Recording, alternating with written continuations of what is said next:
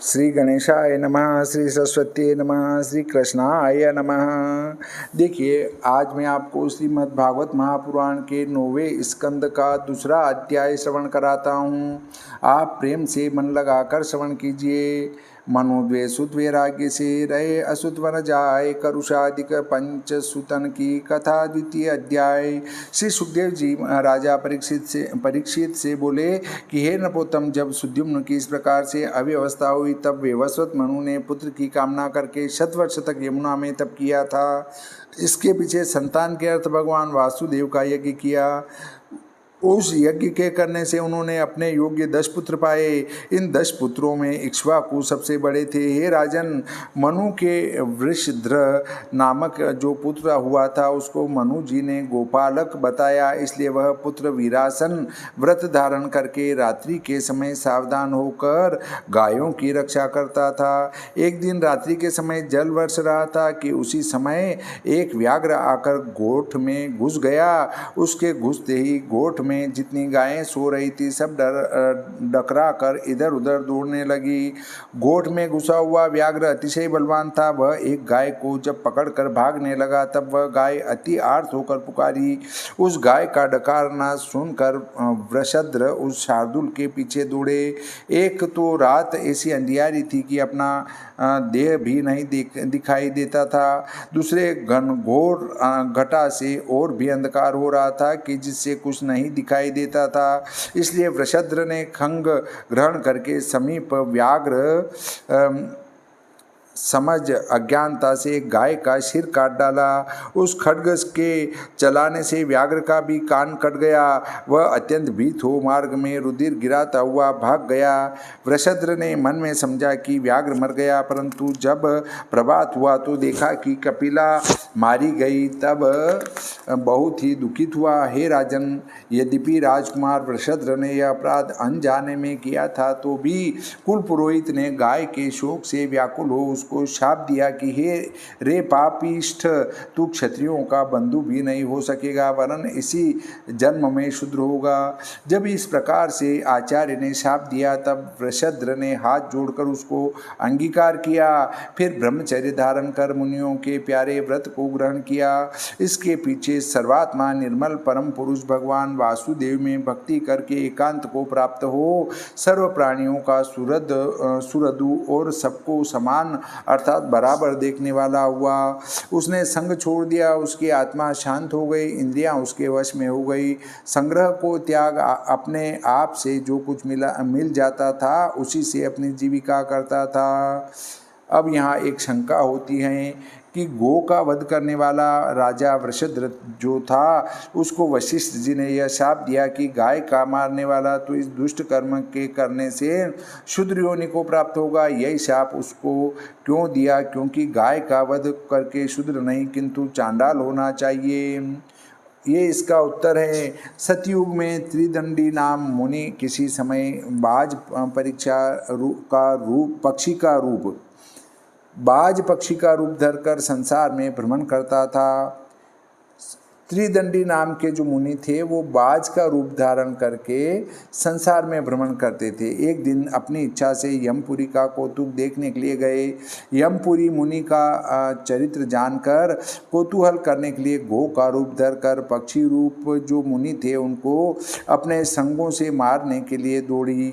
तब मुनि ने शाप दिया कि 12 वर्ष तू गाय रूप रहेगी। इसलिए वह यमपुरी की स्त्री गो बनकर अयोध्या के राजा की गाय में रहा करती थी। उसी गौर स्त्री को वृषध्र ने देव योग से मार डाला। तब मुनि का शाप छूटकर वृषध्र की मोक्ष होने के लिए आशीर्वाद देकर अपने पति के पास गई। वशिष्ठ जी ने ध्यान करके सब चरित्र जान लिया और 2 काम विचार कर गायों का महात्म्य बढ़ाने के लिए कि आगे कोई ऐसा काम न करे और वृषध्र का मोक्ष होने के लिए शाप दिया कि जा तू शूद्र हो जा। यदि कोई पूछे कि शूद्र होने का शाप क्यों दिया गया, तो शूद्र होने का कारण यह है कि शूद्र अभिमान रहित होते हैं और श्री गंगा जी का भाई भी शूद्र हैं, क्योंकि यह सबको विदित है कि भगवान के चरण से शूद्र उत्पन्न हुए हैं और गंगा जी भी भगवान के चरणों से निकली हैं। इसलिए 2 गुण करके शूद्रों को मुक्ति शीघ्र होती है। इसलिए वशिष्ठ जी ने वृषद्र को शूद्र होने को कहा था। और परमात्मा में आत्मा को लगाकर ज्ञान से तृप्त हो जड़ अंधे अथवा बहरे के समान पृथ्वी पर घूमने लगा। हे राजन, इस प्रकार आचार व्यवहार युक्त हो वृषद्र ने वन में प्रवेश करके अपने शरीर को भस्म कर दिया और पर ब्रह्म के पद को प्राप्त हुआ। हे महाराज, मनु का छोटा पुत्र कवि विषय का लालच छोड़ बंधु बांधवों सहित राज्य को छोड़ने के लिए परम पुरुष को हृदय में धारण करके किशोर अवस्था के समय में ही वन को चला गया। इसलिए उसका भी वंश आगे को न चला, परंतु मनु के करुष नामक जो पुत्र था उससे कारुष नाम से विख्यात क्षत्रिय जाति की उत्पत्ति हुई। करुष नाम का जो पुत्र था मनु जी के, उससे करुष नाम से विख्यात क्षत्रिय जाति की उत्पत्ति हुई। वह जाति ब्रह्मनिष्ठ धर्म रक्षक और उत्तर मार्ग के देश की राजा हुई। इस प्रकार धृष्ट नामक मनु के पुत्र से धार्ष्ट नाम से प्रसिद्ध क्षत्रियों की जाति उत्पन्न हुई। वह इस पृथ्वी मंडल पर ब्राह्मणपन को प्राप्त हुई। हे राजन, नृग नामक मनु का जो पुत्र था उसका पुत्र सुमति, उसका पुत्र भूति, ज्योति और उसका संतान वसु हुआ। वसु का पुत्र प्रतीक, उसका पुत्र ओगवान हुआ। उस ओगवान के ओघवान नामक एक पुत्र और ओगवती नामक एक पुत्री उत्पन्न हुई। उस ओगवती कन्या के साथ राजा सुदर्शन ने विवाह किया। हे राजन, नरिष्यंत नामक जो मनु का पुत्र था उसका पुत्र चित्रसेन, उस चित्रसेन का पुत्र ऋक्षक, उसका पुत्र मिढुवान और मिढुवान से कुर्च उत्पन्न हुआ। उस कुर्च से इंद्रसेन नामक पुत्र उत्पन्न हुआ। इंद्रसेन का पुत्र वितिहोत्र और वितिहोत्र से सत्यश्रवा ने जन्म ग्रहण किया। इस सत्यश्रवा का पुत्र उरुश्रवा और उरुश्रवा से देवदत्त की उत्पत्ति हुई। देवदत्त के पुत्र अग्निवेश्य हुए।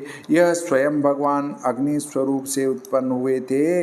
यह अग्निवेश्य ही कानिन और जातुकर्ण नाम से विख्यात महान ऋषि हुए थे और उनसे ही अग्निवेश्यायन नामक प्रसिद्ध ब्रह्मकुल की उत्पत्ति हुई है।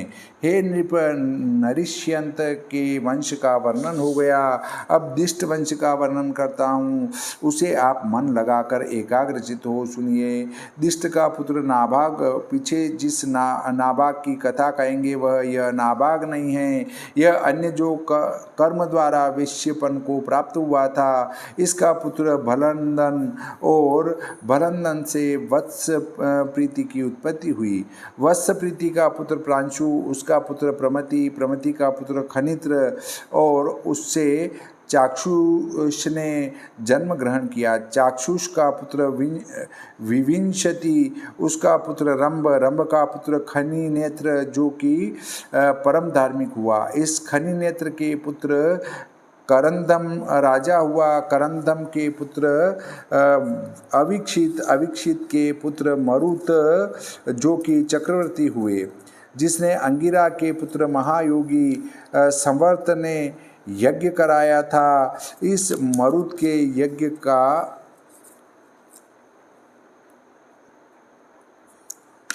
मरुत के यज्ञ के समान किसी का यज्ञ प्रसिद्ध नहीं है। उनके यज्ञ के मध्य सब पात्र स्वर्ण के बने हुए शोभायमान थे। जिसके यज्ञ में सोमपान करके सुरेंद्र बहुत प्रसन्न हुए। अनेक प्रकार की दक्षिणा पाकर ब्राह्मणों को अत्यंत हर्ष हुआ था। इस यज्ञ में मरुदगण परोसने वाले और विश्व देवगण सभासद हुए थे।